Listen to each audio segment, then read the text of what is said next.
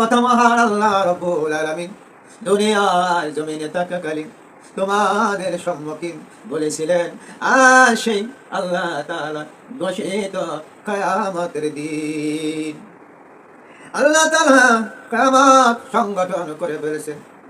এই জন্য এই কিয়ামত দিবসে তোমাদেরকে মহান আল্লাহ তাআলার সম্মুখীন হাজির হতে হয়েছে। এরপর আল্লাহ রাব্বুল আলামিন আবার বলেন, ইন কানাত ইল্লা সায়হাতান ওয়াহিদাতান ফাইদাহুম জামিউল লাদাইনা মুহদারুন। এটা সেই আল্লাহ তাআলার ঘোষিত দিন, যেই দিন আল্লাহ রাব্বুল আলামিন সমস্ত মাখলুককে জমা করিবেন, মানে জমা করিবেন, আর সেই জমা করার দিন।